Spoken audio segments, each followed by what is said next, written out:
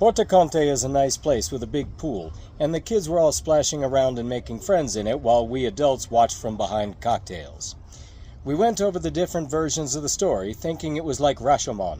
If you've never seen it, Rashomon was a Japanese movie about a murder and a rape trial, where all involved described what happened entirely differently. One thought it was a murder, another thought it was a duel, another said it was suicide. Everyone had a different version of what happened that morning, and the one we all agreed upon was that Rebecca had made everything up to manipulate Dad into kicking Todd out of the house. One by one, she was getting rid of us all. First our mom, then our younger brother, our grandma, all the cousins except for Eric, and now Todd. She had gotten rid of me already at the end of the honeymoon, but here I was again unexpectedly. "But here's where she shot herself in the foot," Todd said. "Now there's only you to build the new wing of the house." "What?" I asked. "Oh, you didn't know? Ha!" Todd smirked. "That's the real reason Dad invited us here, to renovate his house. He needs free slave labor like in the old days, because he and Rebecca keep losing workers." "How?" my wife asked. "What do you mean?" "They're rude to the sards they hire to come work on the house, just like they're rude to the waiters in every restaurant we go to. Rebecca keeps telling them how stupid they are. Haven't you noticed? I guess you haven't. So they like to brag about how they told the stupid sards off, and now they don't show up to work anymore. So they hire somebody else, and the same thing happens. They aren't making themselves understood, either because they can't figure out how to, or they're doing it on purpose so they can have an excuse to yell at somebody. But the sards aren't putting up with it. So here we are, you and me to do the heavy work, and my kids to clean up after us." I glanced at Bonnie, who made a tight smile, raising her eyebrows while looking down at her drink. "You should have seen Dad when he offered to renovate our house," Todd went on. "He taught our kids all the bad words." Bonnie was nodding now, still looking at her drink, her eyebrows even higher, eyes wider. "Screaming?" Todd asked rhetorically. "You ain't seen nothing. Remember how he'd scream in our house when he missed with the hammer, or left a seam when hanging wallpaper? Every bad word you could think of. Well, that was him in our house. He even screamed at Bonnie." We all looked at her in surprise. How could anyone ever yell at her? We could see the pain she was remembering, and I felt terrible for her. "What for?" my wife asked. Bonnie made some preparatory shapes with her mouth, first an O, then an ah, then took a deep breath. "I was nursing my baby on the couch. You know where our couch is? You can see the kitchen from there. There's the island in the kitchen, and around the corner is the stairs leading down to the basement."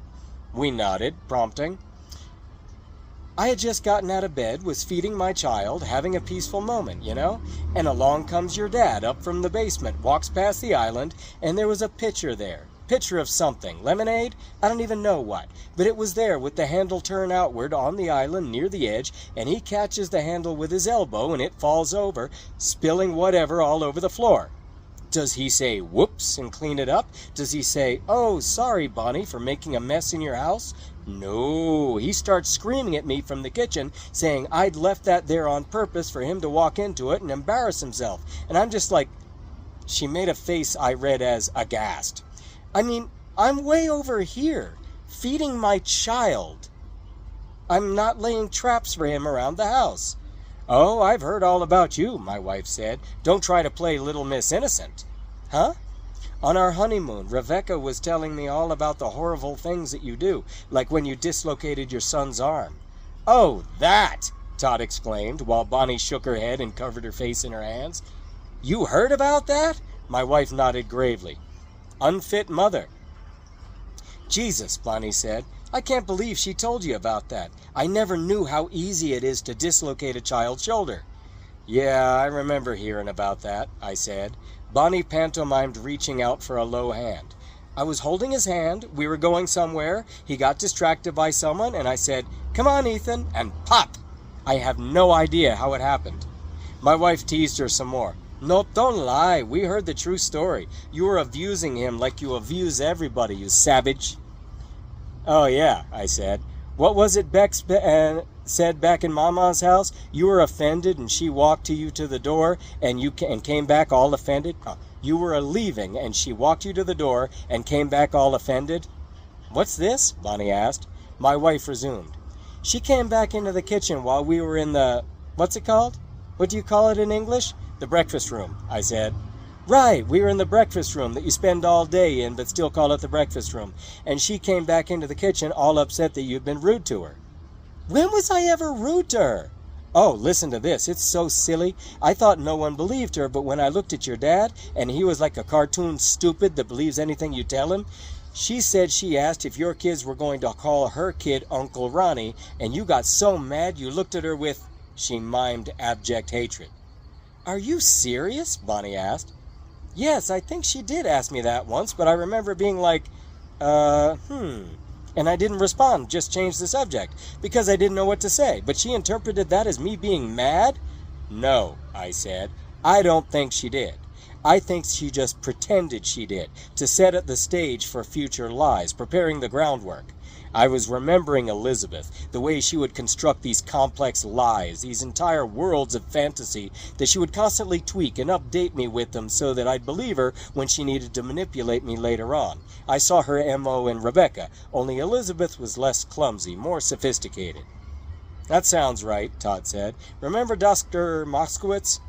He turned to our wives and explained, our neighbor the doctor, nice enough guy, but a catatonically aloof 60-year-old in a religiously discreet profession, in a market full of rich perverts. We knew him for years and couldn't get more out of him than a hello, but all of a sudden, out of the blue, he couldn't help but warn this tubby ingenue he just met that she was surrounded by greedy vultures. Wait, what? I asked, laughing. Him? Oh yeah, never said 2 words to me, and I'd seen him 100 times. We'd have a cocktail party and he'd just smile and let his wife do all the talking.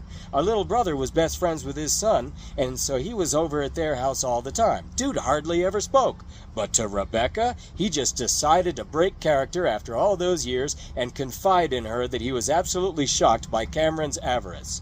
Cameron was Eric's brother, in case you forgot. Julia's husband. Yeah, we had no idea he was such a villain. That Dr. Moskowitz felt the need to open up to Bex and tell her all kinds of secrets about our family that he would have never had any way of knowing was so absurd it kind of makes me want to find him after all these years and send him this book. But then I'd have to edit my brother's description of him to avoid insulting him, so I'd better not.